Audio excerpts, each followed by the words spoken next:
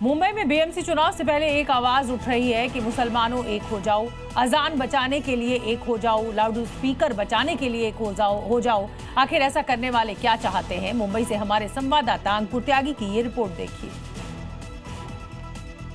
आप लगा रहे हैं मुसलमानों एक हो जाओ, अजान बचाने के लिए एक हो जाओ, लाउड स्पीकर बचाने के लिए एक हो जाओ, हिजाब बचाने के लिए एक हो जाओ। जरूरत क्यों आ रही है? जिस तरह से मेरे यहाँ से जितने भी उम्मीदवार उतरे हैं, भले ही यहाँ बीजेपी नहीं है, लेकिन जितने भी उम्मीदवार यहाँ से उतरे हैं सब बीजेपी की गोद में जाकर बैठे हुए हैं। कोई ऐसा है जिससे हमारी बाबरी शहीद करने का गुरूर है, कोई ऐसा है जिसे हमारे अजान के भोंगे उतारने का गुरूर है। दिन पे दिन जो है माहौल बदलते जा रहा है। बीजेपी कौन कर रहा है? बीजेपी कर रही है। बीजेपी के साथ जितने भी जो एक्टिविटीज पार्टी है, जो अदर्स पार्टी है, सब मिलकर हिजाब के लिए प्रॉब्लम क्रिएट कर रहे हैं, नमाज के लिए क्रिएट कर रहे हैं, अजान के लिए क्रिएट कर रहे हैं, मस्जिद की जो साउंड हो रहा है उसके लिए क्रिएट कर रहे हैं। अब हमारी बारी है कि सब एक हो जाए। इन लोग पैसे दे दे के सबको खरीद रहे। नीतीश राणा बोल रहे हैं कि ये हिंदुत्व राष्ट्र है, हिंदुओं का देश है, जिसको अगर मुसलमानों को लड़ना है तो पाकिस्तान जाओ। तो वो कौन सा जिहाद कर रहे हैं? मुझे उसका जवाब दीजिए। ये चाह रहे हैं कि हिंदू जो है मुसलमानों के खिलाफ हो जाए। तो नीतीश राणा को मैं ये बोलना चाहूँगा, साहब आप गलत हो। आप एक खिलौना बने हो इस देश के लिए। आपसे बीजेपी भी खेल रही है और शिंदे भी खेल रही है, और जब आप कैमरे में आते हो तो हम तालियां बजाते कि कॉमेडी सर्कस के लिए कॉमेडी मैन आ गया है। बीएमसी चुनाव से ठीक पहले मुंबई में बयानों की बाढ़ आ गई है। कोई कह रहा है कि ये मुल्क हमारा है, तो कोई कह रहा है कि मुंबई को मोहम्मद लैंड बनाने की साजिश चल रही है। जी हाँ, सवाल ऐसे में ये उठता है कि मुंबई आखिर है किसकी?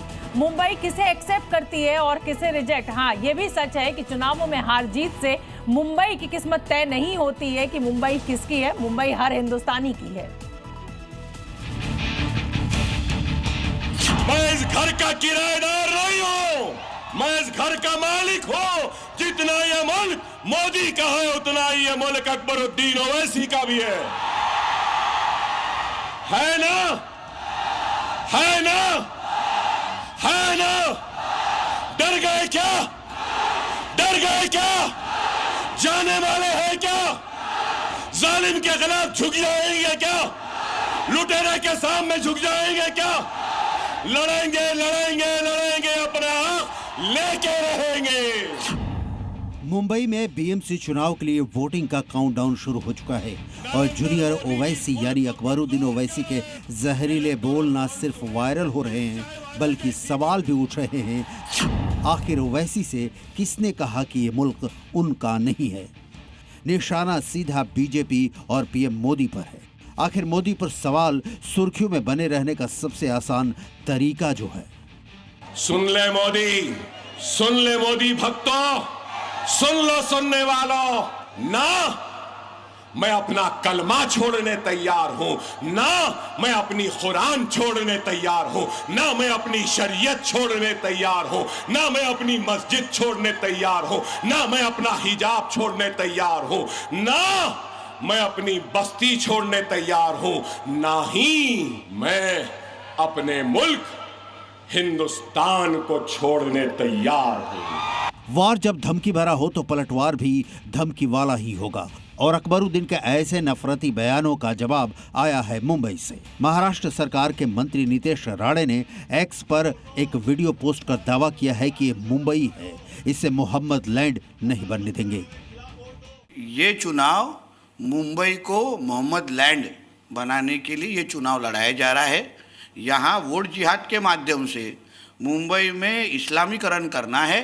मुंबई में रहने वाला जो हिंदू समाज है, जो हिंदू कम्युनिटी है, उसको पूरी की पूरी ख़त्म करके यहाँ से बाहर निकाल के इसको फिर एक दूसरा कराची या इस्लामाबाद बनाने के लिए ये चुनाव इस्तेमाल किया जा रहा है। ओवैसी का मकसद साफ है। जो लाउड स्पीकर के खिलाफ बोलेगा, जो हिजाब के खिलाफ बोलेगा, वो जुल्मी है, और उसी कथित जुल्मी के खिलाफ बयान देकर ओवैसी की सियासत चलती है। फिर कहते हैं मैं गरीब हूँ, मैं चाय वाला हूँ, चाय की बंडी थी, चाय की केतली, चाय का पानी, चाय चाय चाय चाय, नरम चाय गरम चाय। अब बोलने की बारी मुंबई की है। वो किसे कबूल करती है, अकबरुद्दीन के डर को या फिर ओवैसी ब्रदर्स की आंखों में कांटे की तरह चुभने वाली बीजेपी को? ब्यूरो रिपोर्ट, जी मीडिया।